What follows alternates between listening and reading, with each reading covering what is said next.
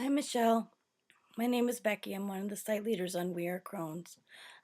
Please forgive my lack of a voice because I currently getting over a bout of bronchitis, but I just want to welcome you to the We Are Crohn's community and just let you know a few tips and a few things that have been helpful to me along the way. This site truly has been a lifeline for me and a lifesaver, to have people that are around me that truly understand and get what I'm going through because they've been there with me.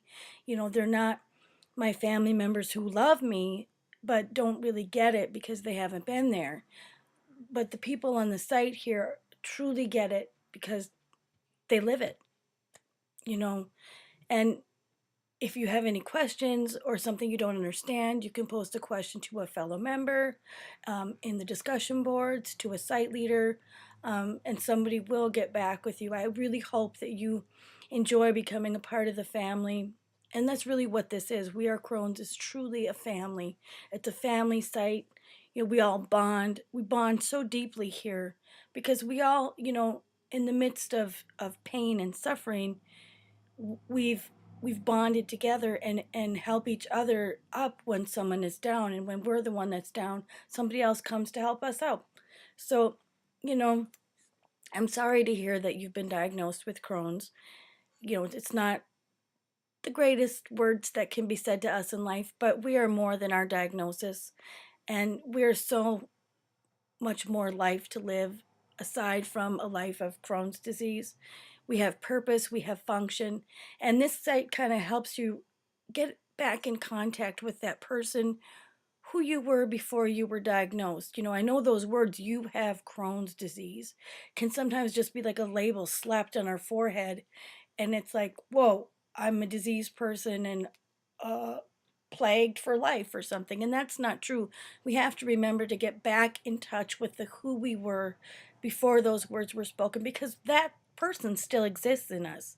And illness sometimes wants to take over and say, you know, I'm the leading situation, I'm the leading force in your life, and it doesn't have to be that way. So, do some things to remember who you are, things that you enjoy, be it reading, drawing, art, sewing, knitting, anything. Time with your kids, baking, cooking, anything.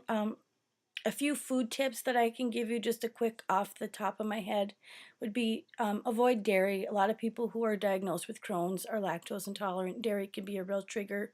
Um, I read that you have blood loss. I also have blood loss as one of my main symptoms. So popcorn for me is an absolute no-no. It will cause a hemorrhage every time. So I stay away from popcorn. Seeds and nuts and stuff like that are hard to digest. So, if you want to keep a food journal and write down things that you eat for a while, and have you noticed you have pain after something, or you end up bleeding after something, and pretty soon you'll be able to understand what foods trigger you and what foods help you. Or I ate that and I felt fine. So you won't continually have to keep a food journal for the rest of your life. This tedious thing won't have to continue, but you'll be able to know from just a week or two a pattern that's set in your life that affects your Crohn's disease in your body. And you are worth treating. You're worth having every symptom treated. Even the side effects of our medication can be worse than some parts of the disease sometimes, and it's all worth being treated.